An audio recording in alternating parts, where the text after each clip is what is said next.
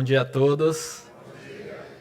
É um privilégio, irmãos, mais uma vez, poder pregar a palavra do Senhor. Certamente, essa pregação custou-me alguns fios de cabelo, né? Acho que eu fiquei um pouco mais calvo, alguns cabelos brancos mais, né? Mas a gente está aqui para servir o Senhor, não é? Vamos lá, o nosso texto hoje é Romanos capítulo 12, verso de 1 a 2. Que o Senhor nos conduza e nos abençoe também. Eu não farei a leitura agora, mas, por favor, mantenha o texto aberto. Logo mais, nós leremos.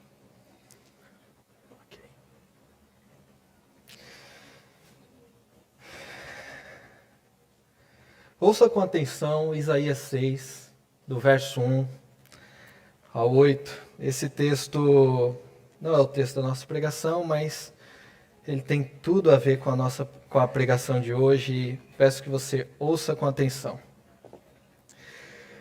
No ano da morte do rei Uzias, eu vi o Senhor assentado sobre um alto e sublime trono, e as abas de suas vestes enchiam o templo. Serafins estavam por cima dele. Cada um tinha 6 asas. Com 2 asas cobria o rosto, com 2 cobria os pés, e com 2 voava. E clamavam uns para os outros, dizendo: Santo, Santo, Santo é o Senhor dos exércitos, toda a terra está cheia da sua glória. Os umbrais das portas se moveram com a voz do que clamava, e o templo se encheu de fumaça. Então eu disse: ai de mim, estou perdido, porque sou homem de lábios impuros e habito no meio de um povo de lábios impuros, e os meus olhos viram o Rei, o Senhor dos exércitos. Então um dos serafins voou para mim, trazendo na mão uma brasa viva, que havia tirado do altar com uma pinça. Com a brasa tocou a minha boca e disse: eis que esta brasa tocou os seus lábios. A sua iniquidade foi tirada e o seu pecado perdoado. Depois disto, ouvi a voz do Senhor que dizia: a quem enviarei? E quem há de ir por nós? Eu respondi: eis-me aqui, envia-me a mim. Como eu disse, esse não é o texto da pregação, mas ele tem tudo a ver com a mensagem de hoje. Irmãos, a fé cristã é uma fé viva. É uma fé que se move. A partir do momento em que nós somos regenerados, em que passamos a confiar inteiramente em Jesus Cristo para a salvação, o Espírito Santo passa a habitar em nós. E inicia-se agora essa obra de santificação, que o Senhor começa a trabalhar em nós, e continuamente Ele vai operando para nos fazer mais parecidos com o Senhor Jesus, mais conformados a Ele e mais conformados à Sua palavra revelada também. Então, a partir desse momento, você nunca mais está sozinho. A partir do momento que você for regenerado, você nunca mais está sozinho. O Espírito Santo passa a habitar em você agora. E Ele não está inoperante. Ele está trabalhando. Ele está nos guiando. E Ele não deixará que vivamos de qualquer maneira ou mesmo da nossa maneira. As rédeas da nossa vida já não estão mais em nossas mãos. Ele nos conduzirá ao Senhor Jesus para ouvi-lo e obedecê-lo. Ele não nos deixará em circunstância alguma. Ele está comprometido em nos fazer a imagem de Jesus. Ele está comprometido em tirar toda a impureza remanescente. Ele nos incomodará para que sejamos ativos em um viver piedoso. Ele não aceitará, não ignorará e nem será brando com o pecado presente em nossas vidas. uma pessoa habita em nós.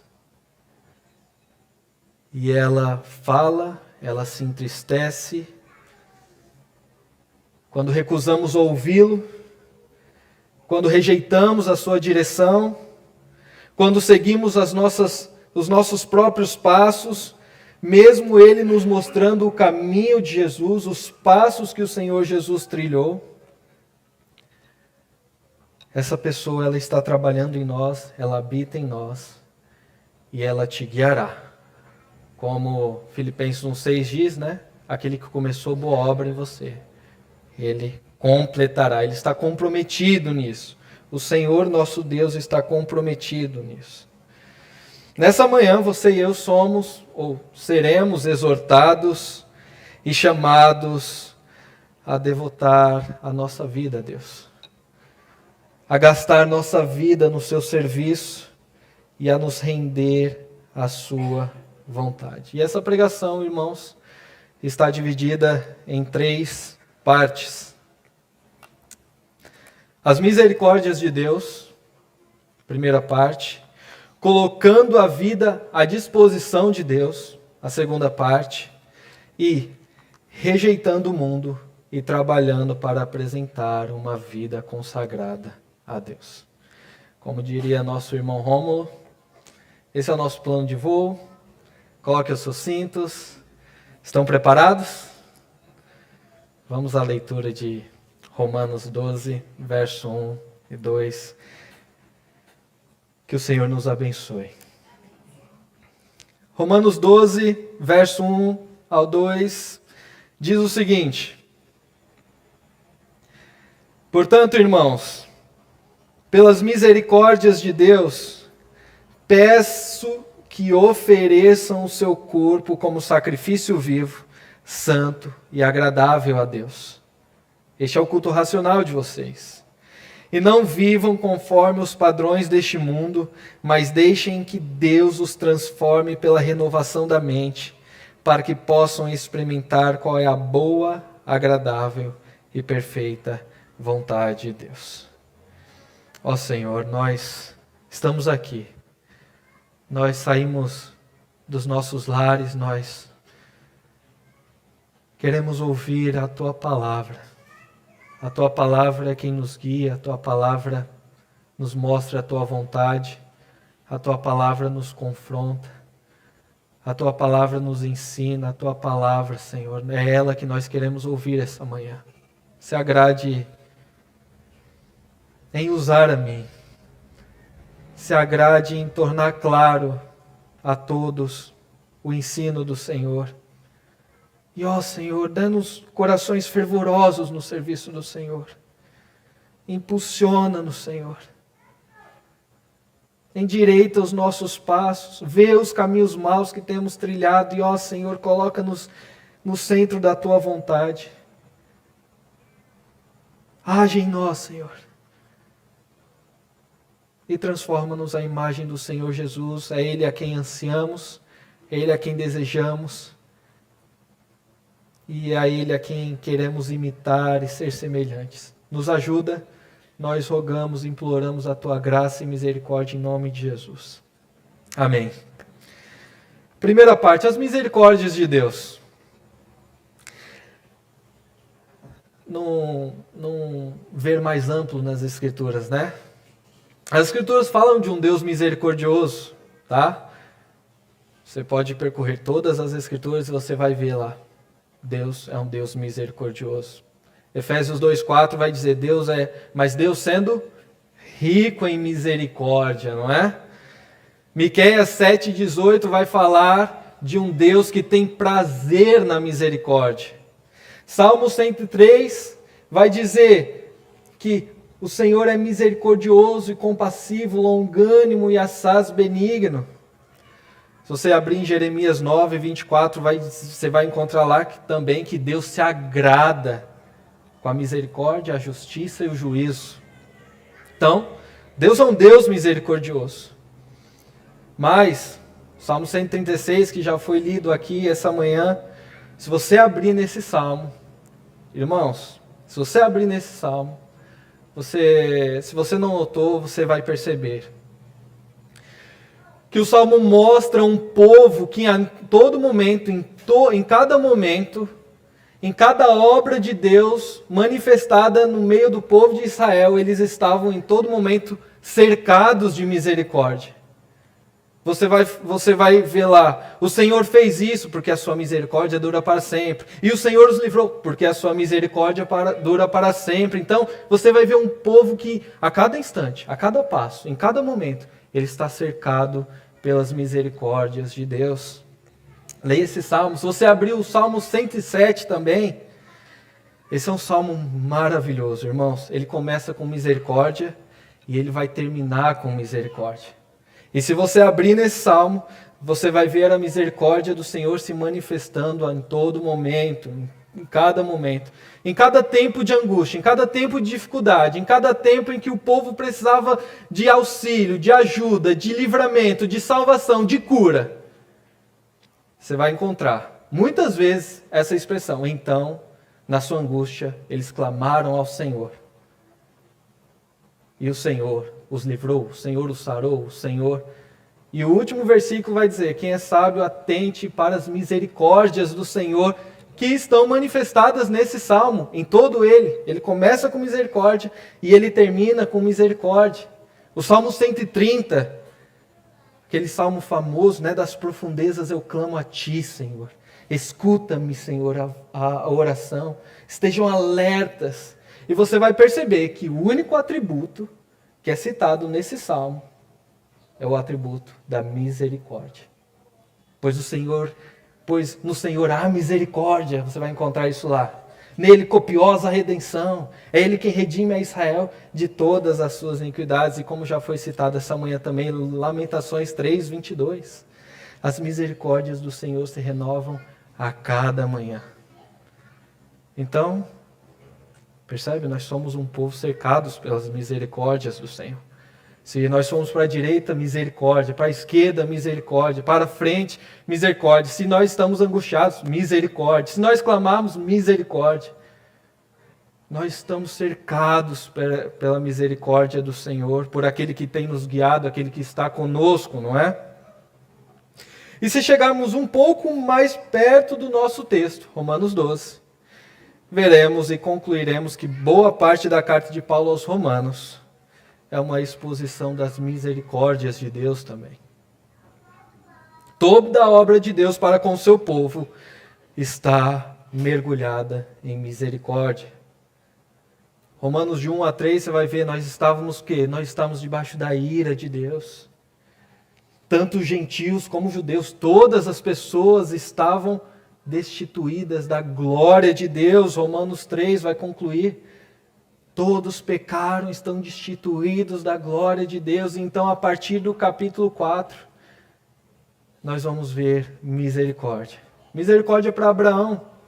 Nós somos justificados, pois, mediante a fé, isso é misericórdia. Predestinação, nós vamos, se você ler o capítulo 8, predestinação, o chamamento, a justificação, são manifestações da misericórdia de Deus.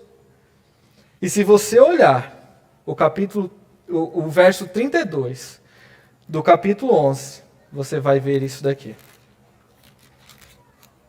Verso 32 diz o seguinte, na verdade, do verso 30 em diante, porque assim como no passado vocês foram desobedientes a Deus, Paulo está falando aos romanos, mas agora alcançaram misericórdia à vista da desobediência deles, do povo de Israel. Assim também estes agora foram desobedientes, para que também eles alcancem misericórdia à vista da que foi concedida a vocês. A conclusão disso tudo é porque Deus encerrou todos na desobediência, a fim de mostrar misericórdia para todos. O nosso contexto é esse. Então parece que Paulo, ele para um instante e ele eleva a sua voz em louvor a Deus. Ele dá uma pausa, ele eleva a sua voz em louvor a Deus. Aquilo que nós já conhecemos, não é? Ó, profundidade da riqueza, tanto da sabedoria como do conhecimento de Deus. Quão insondáveis são os seus juízos, quão inescrutáveis os seus caminhos. Quem conheceu a mente do Senhor, ou quem foi o seu conselheiro, ou quem primeiro deu a ele para que lhe venha a ser restituído, porque dele, por meio dele, para ele são todas as coisas, a ele pois a glória eternamente. Amém. Aliás, Romanos 9 é citada a misericórdia também, quando fala da eleição, e fala que a misericórdia do Senhor é algo soberano da sua parte. Eu usarei de misericórdia para com quem eu quiser usar de misericórdia. Porque Deus encerrou todos na desobediência a fim de mostrar a sua misericórdia a todos. Portanto, e aí nós chegamos no nosso texto, não é? Você percebe que eu pulei o verso 33 ao 36, porque ele termina o 32 com misericórdia e ele inicia o verso 1 do capítulo 12 com as misericórdias do Senhor. Portanto, irmãos, pelas misericórdias de Deus, essas misericórdias que ele expôs por vários capítulos de Romanos. Consideraram as misericórdias de Deus? Nós consideramos as misericórdias de Deus, não é? Agora, por conta dessas misericórdias, nós somos alvos dessas misericórdias, irmãos. A justificação, o chamamento, a eleição, são as misericórdias do Senhor. E Paulo, ele inicia nos chamando a considerar essas misericórdias. Por quê? Porque elas serão a base, o fundamento da sua exortação aos cristãos, romanos agora, e serão a base, o fundamento do apelo que ele fará a eles agora. Então, considerando as misericórdias de Deus, Paulo, ele continua e ele diz: eu venho fazer um pedido a vocês. Eu venho rogar a vocês. E aqui nós chegamos na segunda parte, que é colocando a vida à disposição de Deus. Eu venho rogar a vocês, eu venho pedir, na nossa versão está: eu peço que ofereçam o seu corpo como sacrifício vivo, santo e agradável a Deus. Este é o culto racional de vocês. E algumas perguntas, irmãos. Até onde? Faça-se essa pergunta. Até onde eu estou disposto a ir? Você já se fez essa pergunta? Com relação ao Senhor? Até onde eu estou disposto a entregar? Até onde eu estou disposto a perder ao considerar a obra de Deus e os seus frutos para a eternidade?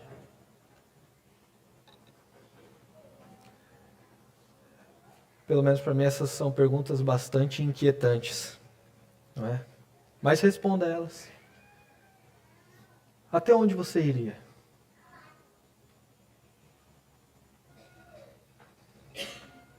Considere por um instante Marcos 8, verso 34 ao 38, que diz o seguinte: então, convocando a multidão e os seus discípulos, disse-lhes: quem quiser vir após mim, a si mesmo se negue, tome a sua cruz e siga-me. Quem quiser, pois, achar a sua vida, perdê-la-á. E quem perder a vida por causa de mim e do Evangelho, achá-la-á. Que aproveita o homem ganhar o mundo inteiro e perder a sua alma? Ou o que daria o homem em troca de sua alma? Porque qualquer que nesta geração adúltera e pecador se envergonhar de mim, das minhas palavras, também o Filho do Homem se envergonhará dele, quando vier na glória de seu Pai com os santos anjos. Sim, Cristo chama todos os que estão ouvindo a irem até as últimas consequências com Ele. Lembre-se que os discípulos nem sabiam que Jesus ia ser crucificado. E Ele já está dizendo, já está dando spoiler, né? Olha, quer vir após mim? Tome a sua cruz. Ele chama os discípulos a irem até as últimas consequências com Ele. Isso envolve muitas coisas. Isso envolve tomar a sua cruz.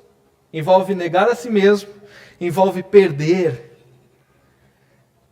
morrer para as minhas vontades, morrer para mim mesmo. Envolve colocar a vida diante de Deus e dizer: é tua, faz o que quiser.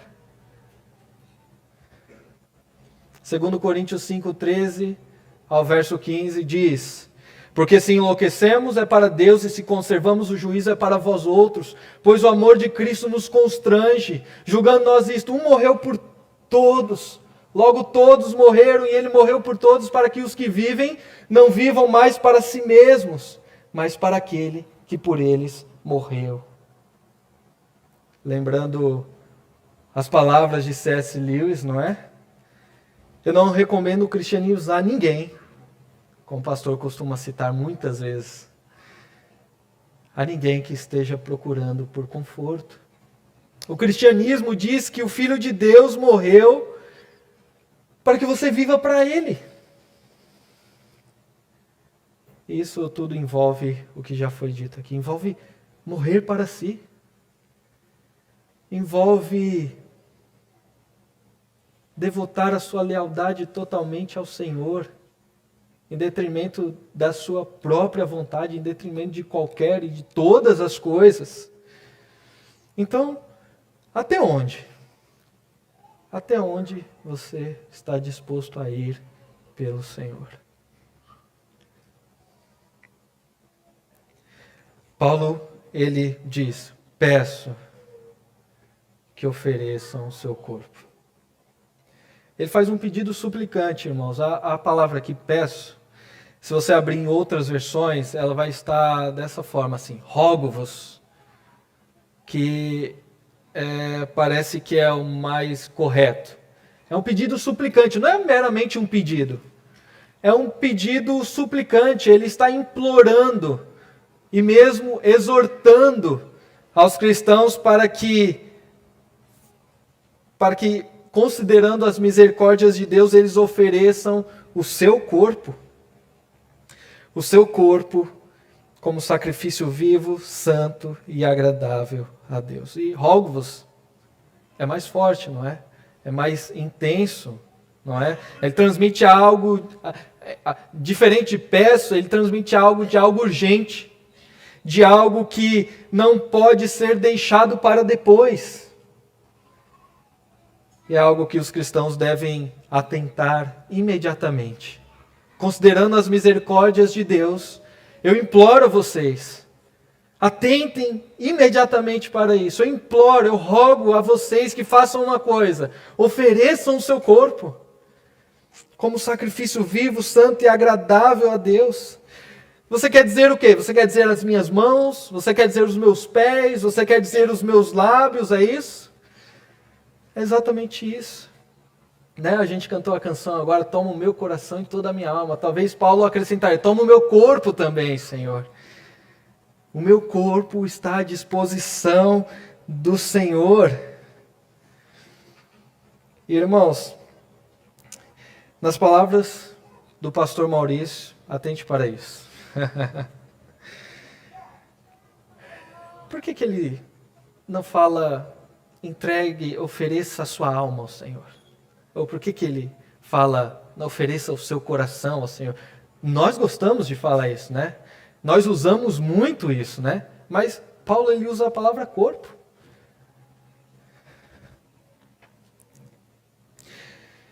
O corpo é a única expressão, entre aspas, pastor Maurício, o corpo é a única forma de expressão que nosso espírito tem para interagir com o restante da criação. Mesmo nossas orações são possíveis através do nosso corpo, enquanto estamos nesta realidade. Então o sentido é: coloque a vida a serviço de Deus, de forma real, de forma concreta, de forma visível, sim, com o corpo, na prática da vida cristã. E faça isso de modo intencional.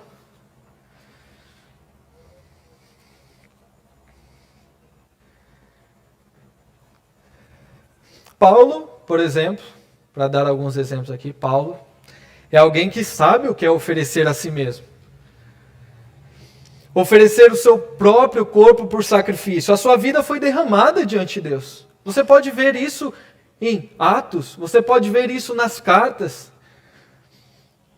A sua vida foi derramada diante de Deus, foi colocada diante de Deus inteiramente à sua vontade. Se você olhar para Paulo, parece que não havia limites em Paulo. Ele estava preso e ele estava se entregando ao Senhor. Mesmo nas situações mais adversas, mesmo após quase morrer, ele volta e se entrega de novo ao Senhor.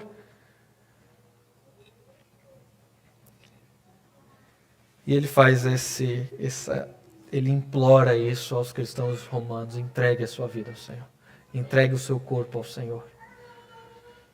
E se você quiser comparar, Jonas estava fazendo o oposto. Ele estava fugindo de Deus. Os seus pés não estavam dispostos a ir a Nínive. Talvez ele pudesse falar: Senhor, o meu coração é do Senhor, a minha alma é do Senhor. Mas espera lá, né? E lá em Nínive, por que eu não vou em outra cidade, Senhor? Né? Até onde nós estamos dispostos a ir pelo Senhor, até onde nós estamos dispostos a entregar ao Senhor. Os seus lábios, os lábios de Jonas não estavam à disposição para que Deus usasse para falar com aquele povo.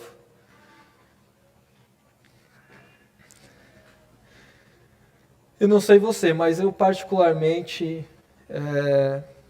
me pareço mais com Jonas, não é? E o texto está dizendo assim: não continue assim. Eu imploro a você que você não continue assim. Eu imploro a você que, além de você dizer palavras como meu coração é do Senhor, ou como a minha alma é do Senhor, você entregue o seu corpo ao Senhor.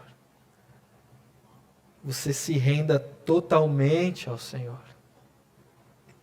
Nós contemplamos as misericórdias do Senhor, talvez não tão de perto como nós poderíamos ou gostaríamos, mas um pastor uma vez disse: se você pudesse ver Jesus, se você pudesse contemplar Jesus, se você pudesse contemplar a cruz de Cristo em sua totalidade, você nunca mais vacilaria. Você oraria mais. Você jejuaria mais. Você se colocaria inteiramente à disposição. Você veria com clareza e nunca mais retrocederia. A sua vida seria inteiramente do Senhor. E eu sei que há cristãos que eles perguntam: bom, eu não sei se eu estou salvo, eu não sei se o Senhor me salvou, o que eu faço com isso? Um outro pastor, ele disse o seguinte: sempre quando vem um jovem ou alguém perguntando isso, o que eu digo a ele? Eu digo: olha, entregue-se ao Senhor. Entregue-se ao Senhor. Ore dessa forma: Senhor, eu vou te obedecer, eu vou te seguir, eu vou te amar, eu vou fazer tudo que o Senhor colocar à minha disposição. Eu vou me render totalmente ao Senhor. E vou fazer isso tudo, ainda que no fim das contas eu seja rejeitado e condenado, simplesmente porque o Senhor é digno de que eu faça, e eu não estou tentando de nenhuma forma barganhar com o Senhor. E ele diz: o verdadeiro cristão vai dizer essas palavras. Ele não está tentando conquistar coisas, ele não está tentando algo melhor, ele está tentando servir o Senhor, ele está se entregando ao Senhor, ele está devotando a sua vida inteira ao Senhor, e ele não está fazendo isso para fugir do inferno, ou para fugir de alguma situação difícil. Ele está fazendo isso simplesmente porque o Senhor é digno de que ele faça. E Paulo, ele diz: eu rogo a vocês, eu imploro a vocês, entreguem-se ao Senhor. Você e eu somos chamados a abandonar a passividade. e se colocar intencionalmente à disposição do Senhor, por meio do corpo, com a nossa vida. O Paul Washer, ele conta uma experiência dele uma vez, uma história dele, que em determinado dia ele se voltou para o Senhor e ele falou: Senhor, eu estou aqui. Eu vou fazer o que o Senhor quiser que eu faça hoje. Eu vou me consagrar totalmente ao Senhor hoje. Eu estou aqui, à tua disposição. E ele conta que ele estava andando pelo campus da universidade. E faltavam cerca de 5 minutos para a aula dele. E então ele viu uma senhora. E ele disse que o Senhor falou com ele: fale com ela a respeito do meu filho. E ele, faltam 5... A gente procura todas as justificativas nessa hora, não é? Faltam 5 minutos para a minha aula. Como eu vou deixar a minha aula de lado, não é? Ou nós arranjamos... Você sabe, não sabe? Você sabe. Nós encontramos todas as justificativas. Mas, Senhor, agora não, você sabe, eu tenho a minha agenda, não é? Eu tenho a minha agenda, ela tem que ser cumprida. Mas o nosso irmão, pelas misericórdias do Senhor, ele foi lá. E ele diz que naquele dia aquela senhora foi salva.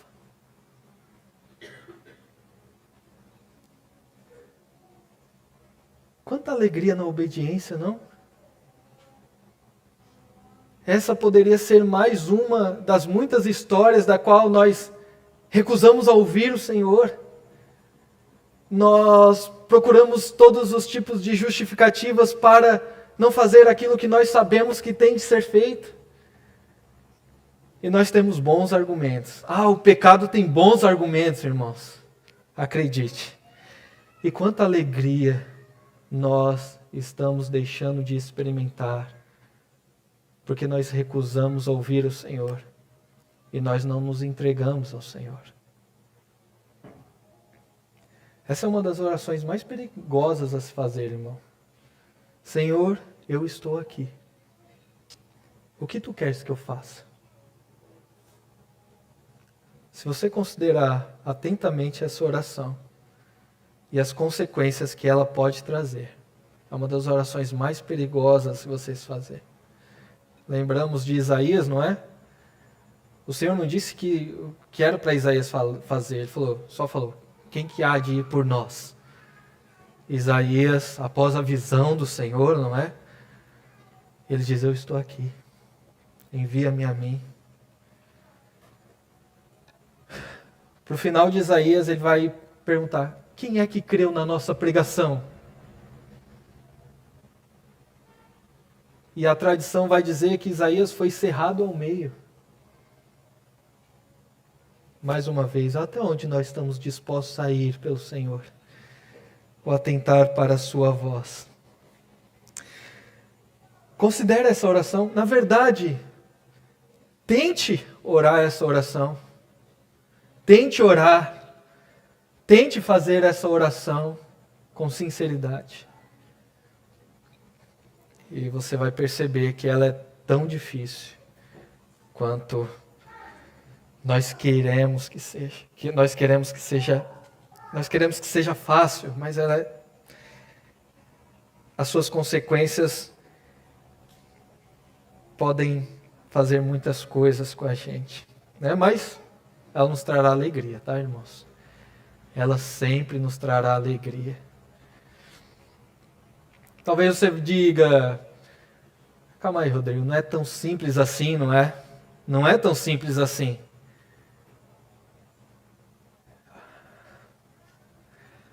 Na verdade, irmãos, depois que nós nos tornamos cristãos, nós só temos duas opções.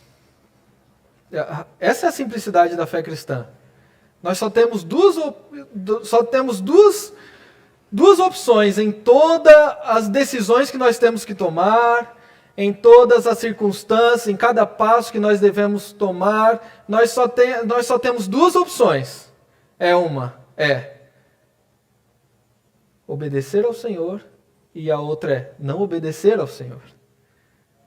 Essas são as nossas duas opções no final das contas. Essa é a simplicidade da fé cristã. Talvez você diga, Rodrigo, pera lá, você me conhece. O que eu tenho a oferecer a Deus? Eu não sei muitas coisas. Eu me converti há pouco tempo e eu nunca tive proveito nenhum na vida. E se você ler o texto seguinte e outras escrituras, você vai perceber que Deus dá dons a todos os cristãos para a edificação da igreja. Então, essa desculpa não é válida também. Tá? Mais uma vez, entregue-se ao Senhor, entregue a vida ao Senhor, Paulo chama, ele implora.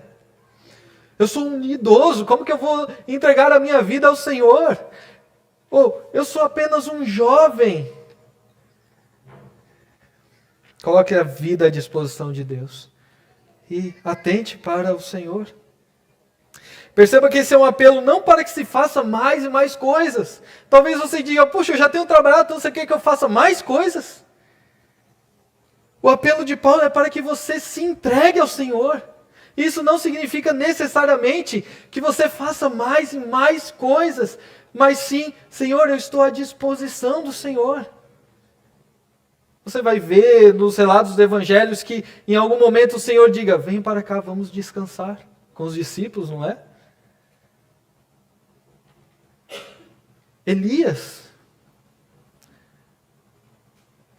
após confrontar os ídolos de Israel, ele fica praticamente 3 anos inativo. E aquela era a vontade do Senhor, mas Elias, ele se coloca à disposição do Senhor, ele está à disposição do Senhor, inclusive, e eu sei que para muitas pessoas é difícil descansar ou silenciar. Coloque-se à disposição do Senhor. Coloque os dons que o Senhor mesmo deu à disposição do Senhor. Paulo está apelando aos cristãos romanos, Paulo está apelando a nós também, para que nós atentemos imediatamente para isso. E no meio disso tudo, irmãos, existe o real perigo de nossos corações estarem cercados de espinhos, né? Se você se lembrar da parábola do semeador, há uma semente que caiu no meio dos espinhos, e os espinhos, ao crescerem com ela, a sufocaram, não é isso?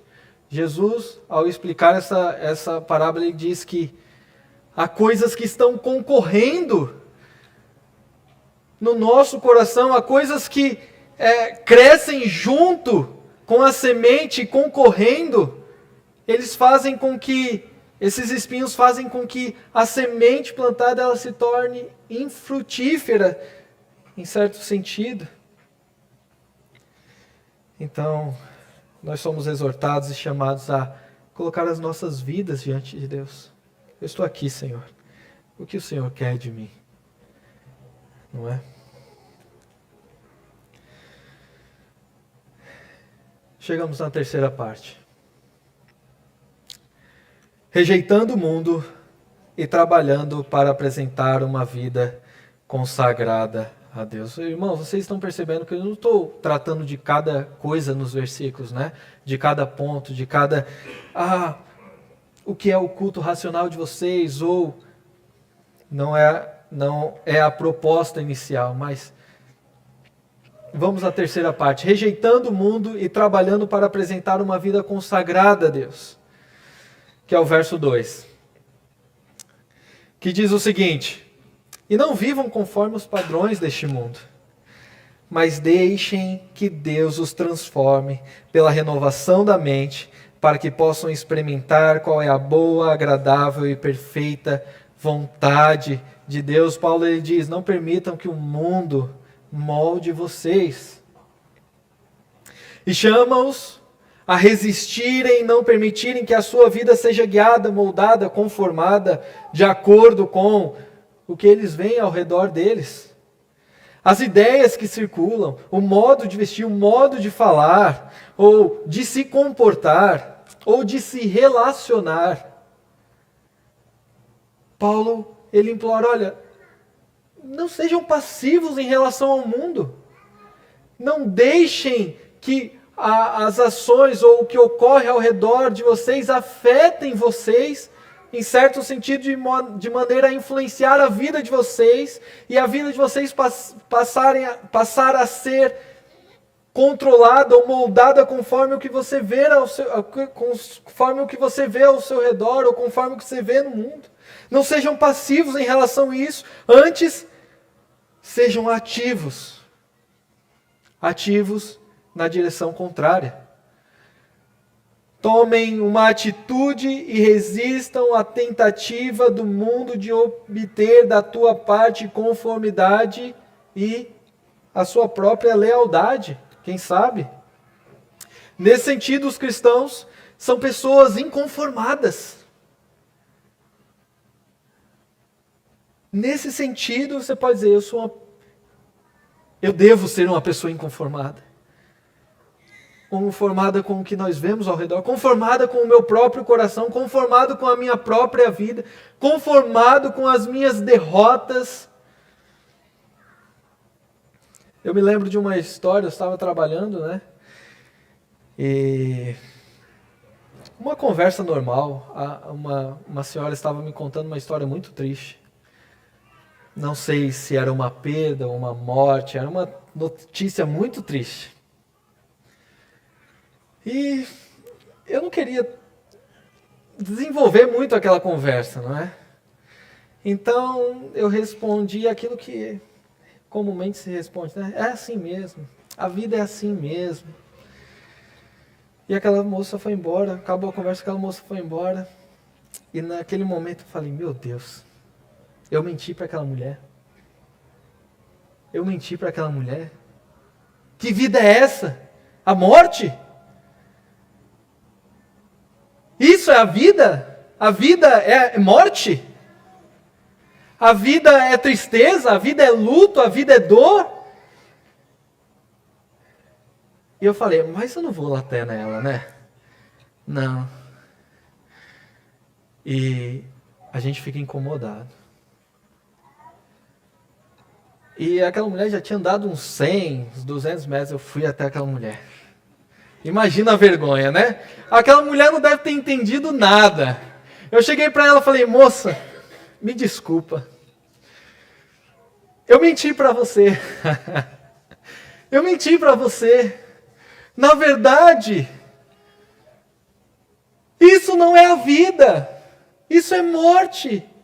Né? Olha que alegria, eu poder compartilhar isso com alegria, né? Eu poderia contar isso da forma. E eu não fui aquela mulher. Não é?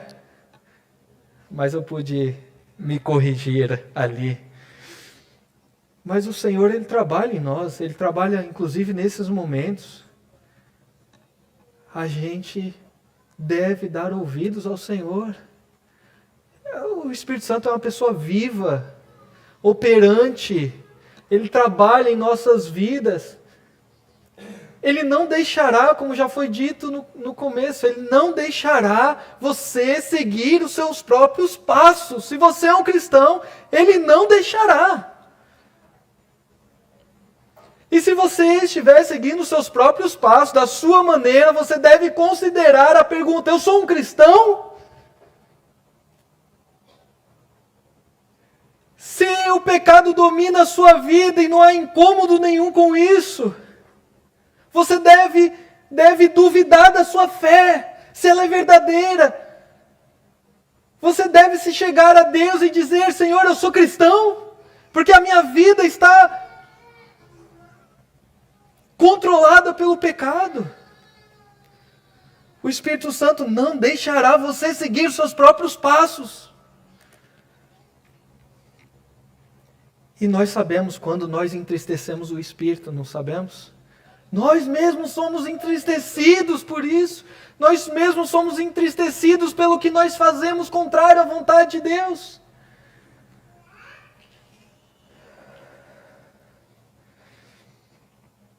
Estamos cercados de todos os lados, de coisas que querem a nossa atenção, de coisas que querem dizer como nós devemos viver, ou como nós devemos agir, ou que passos nós devemos dar. Nós estamos cercados de distrações inúteis. Nós estamos cercados de distrações inúteis. Elas não cooperam nada para a eternidade, nem para a sua, nem para a de outra pessoa. Elas só cooperam para a sua tristeza, para a nossa tristeza, de depois de um tempo mais tarde nós dizemos: ó Senhor, eu pequei de novo. Que inutilidade eu tenho entregado a minha vida. E acredite, o diabo ele está muito interessado nisso, em propor sugestões ou distrações que tiram seus olhos daquilo que realmente importa. Em 2 Coríntios 4, Paulo vai dizer: atentando nós não para as coisas que se veem, mas para as que se veem, porque as que se veem são passageiras, transitórias, mas as que se não veem são eternas, e essas coisas das quais nós devemos estar atentos. E nos colocar à disposição do Senhor, para sermos usados pelo Senhor. Não sei se você já ouviu, mas o testemunho de Nick Cruz. Irmãos, toda vez que eu ouço o testemunho desse homem, Nick Cruz, você pode depois procurar no YouTube e você vai ver lá, ele mesmo dando um testemunho. Eu recomendo um vídeo de 10 minutos, que é direto e rápido. Mas você vai ver o testemunho da conversão dele, é uma daquelas conversões dramáticas, onde o Senhor age poderosamente naquele instante, e ele fica confuso, e ele crê no Senhor. Mas, antes do testemunho de Nick Cruz, a história de um homem chamado David Wilkerson. Não é um reformado, tá? Mas David Wilkerson, ele em certo momento, em certo horário da noite, ele tinha uma atitude. Ele ligava a sua televisão e ficava 2 horas em frente à televisão. Até que certo dia, ele ficou incomodado com aquilo. Não, ele falou assim: o que eu estou fazendo com a minha vida? 2 horas em frente à televisão, eu poderia estar fazendo outras coisas. Eu poderia orar mais. Eu poderia estar lendo as Escrituras. Eu poderia estar me informando sobre o que está acontecendo com os cristãos no mundo. Eu poderia estar estudando as doutrinas. Enfim, ele fica incomodado aquilo e ele tem essa atitude. Ele desliga a televisão. Olha que atitude radical. Ele desliga a televisão e aquelas 2 horas que ele dedicava em frente a uma tela à noite, ele passa a estudar as Escrituras, a ler as Escrituras, a orar.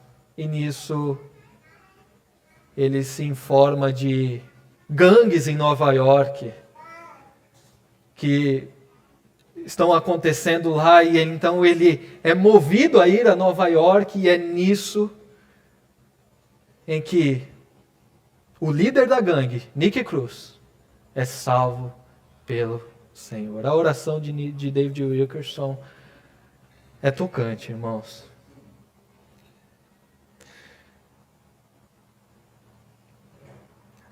Nós somos chamados a rejeitar um mundo que quer nos moldar. Não é normal o mundo para nós, irmãos. O mundo não é um lugar neutro. Nós crescemos de tal forma em que, se você não cresceu em um lar cristão, o mundo já está moldando você, e após a sua conversão você tem que arrancar o mundo de você.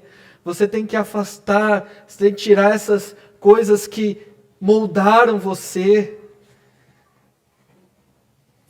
E Paulo ele diz: deixem que Deus os transforme. Se você for olhar em outra versão, está dizendo: transformai-vos. Calma aí, mas Quem está operando aqui? Sou eu ou é o Senhor? Essa palavra é uma palavra só. E ela está na voz passiva. Então, alguém está operando essa transformação em nós. Alguém está agindo em nós nesse sentido. E essa pessoa é Deus. É Deus quem está operando essa transformação. É Deus quem está nos conduzindo a essa transformação. Mas o modo é imperativo. Como é que fica isso? E a nossa versão eu acho que está bom. Ela diz: deixem que Deus os transforme. Fala assim, à medida que Deus está trabalhando em vocês, à medida que Deus está operando em vocês, trabalhem juntamente com Deus nisso. Cooperem. Preste atenção, essa é uma obra de santificação, vamos lembrar, né? A santificação, na salvação, quem trabalha? Só Deus trabalha, né? Na santificação, Deus trabalha e nós trabalhamos também. E essa é a ideia aqui. Mas deixem que Deus os transforme. Mas à medida que Deus vai trabalhando em vocês, à medida que Deus vai transformando vocês, cooperem, trabalhem juntamente com Deus nisso. Pela renovação da mente.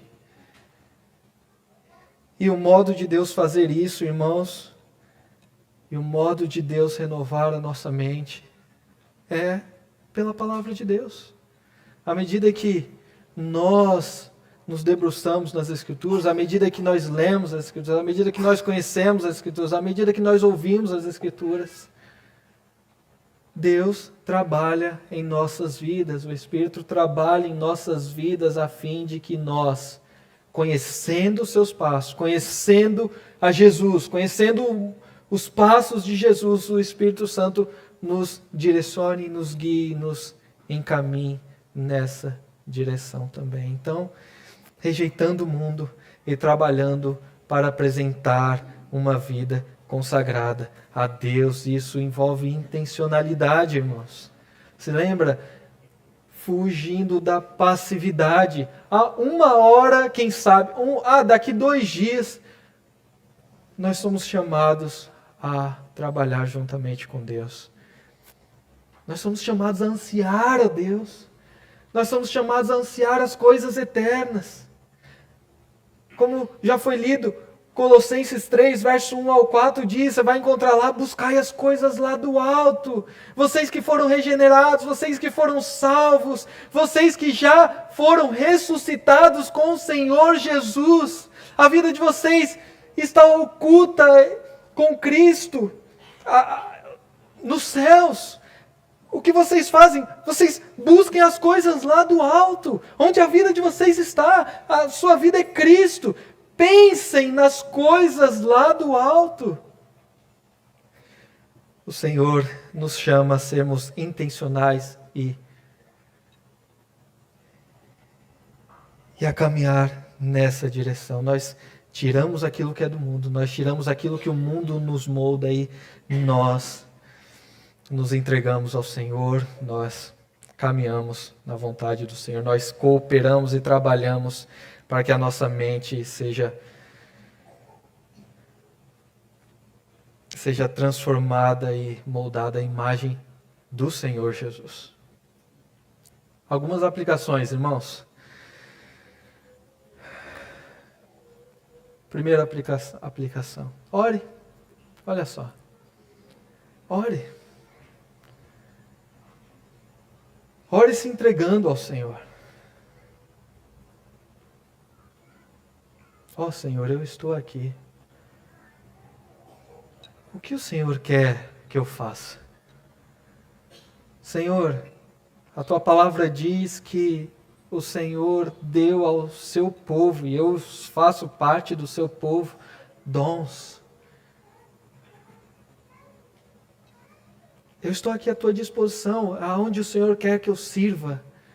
Eu estou aqui à Tua disposição, Senhor. A minha vida é do Senhor.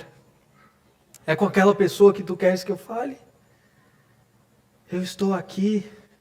Tu queres que eu cresça em minha vida devocional? O Senhor quer que eu tire alguma coisa da minha vida, né? Talvez a televisão já é algo passado, né? Mas isso daqui tem um poder destrutivo, não é? Eu estou aqui. Tu queres que eu aprenda mais antes de fazer qualquer coisa? Eu estou aqui também, Senhor. Dá-me humildade para aprender. Tu queres que eu me prepare para me dedicar à Tua palavra? Para que eu leve ela a outros povos? Eu estou aqui também, Senhor. Nisso tudo, ore entregando-se ao Senhor e colocando-se inteiramente à disposição do Senhor. Paulo implora isso.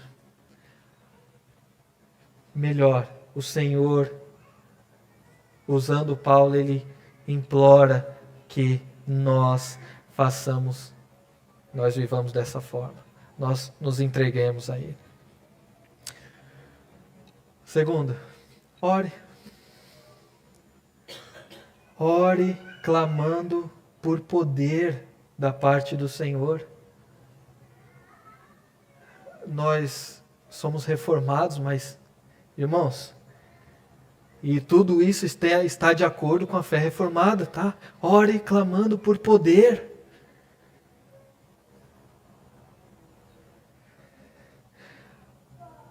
Há certas coisas que estão inculcadas em nossas vidas e é difícil se desvencilhar delas. Nós nos deixamos acostumar com elas. E não necessariamente sejam coisas pecaminosas, mas essas coisas têm requerido de nós a nossa lealdade, o nosso tempo, o tempo que nós poderíamos usar de melhor forma, ou da melhor forma. E essas coisas querem controlar as nossas vidas, e se você e eu formos passivos a isso, vai controlar as nossas vidas.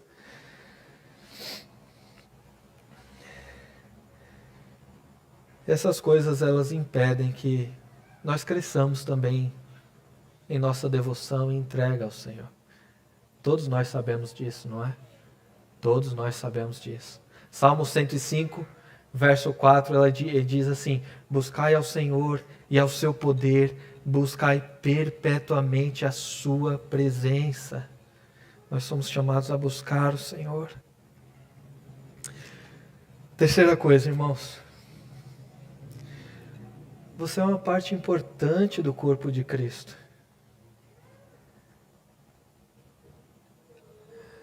Você não está para escanteio. Você não está à margem do corpo de Cristo.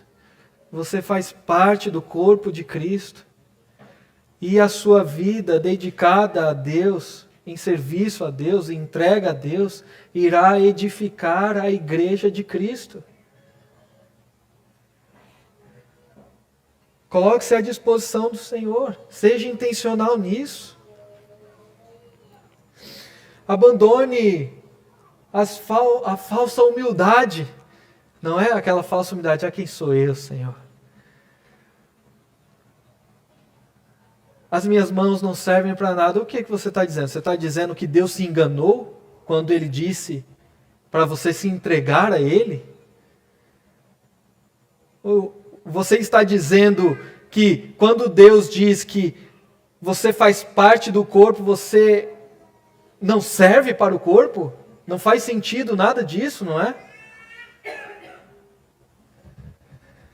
Você é uma parte importante no corpo de Cristo, e os seus dons, os dons que o Senhor deu a você, são para a edificação da igreja de Cristo. Se entregue ao Senhor, coloque-se à disposição do Senhor, nesse sentido também. E última, dedique-se à leitura e meditação das Escrituras, irmãos.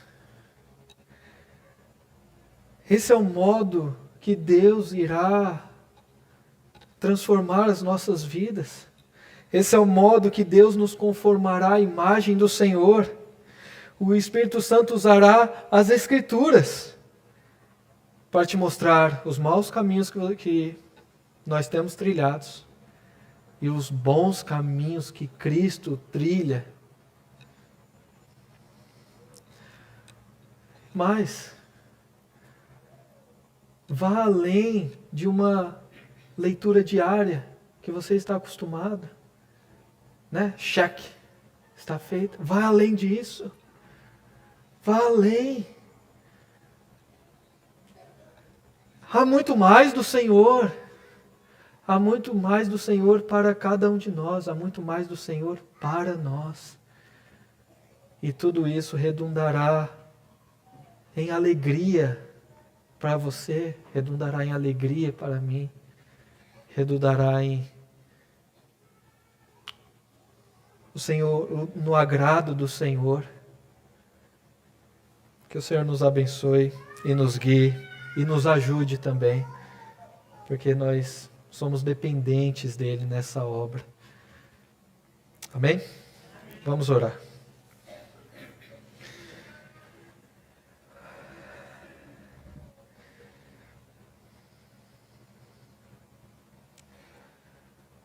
Sonda o nosso coração, Senhor.